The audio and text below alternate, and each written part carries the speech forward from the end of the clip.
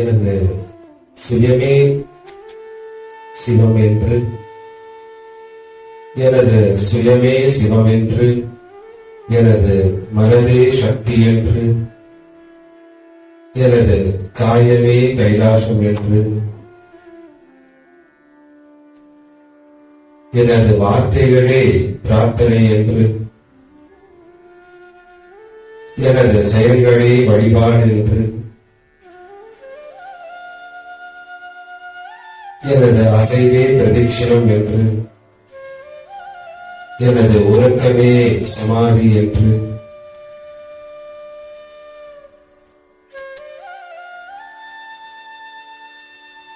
என்னை முழுவதுமாக சிவத்திடம் சமர்ப்பித்து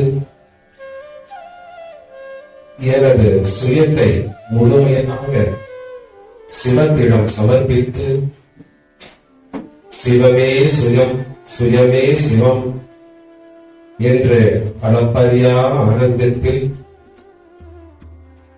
காலத்தை கடந்தவனாக, காலத்தை உணர்ந்தவனாக, காலத்தின் வடிவமாக என் காலத்தை கழிப்பேன்.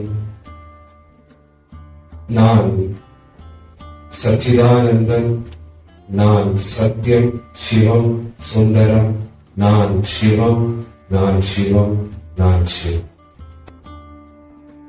அன்பின் வடிவங்கள், ஆத்மஸ்வரூபங்கள்.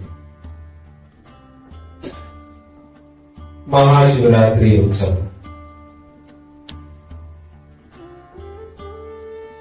சிவனுக்காக ஒரு ராத்திரி அப்படின்னு சொல்லலாம், சிவனோடு ஒரு ராத்திரி அப்படின்னு சொல்லலாம், சிவனாகவே ஒரு ராத்திரின்னு கூட சொல்லலாம். சிவனாக இருக்கும் போது ராத்திரியே இல்லை, அறியாமையே இல்லை என்ற அந்த நிலையையும் அடையலாம். இதுதான் மகா சிவராத்திரி உற்சவத்தோட உள்ளர்த்தம்.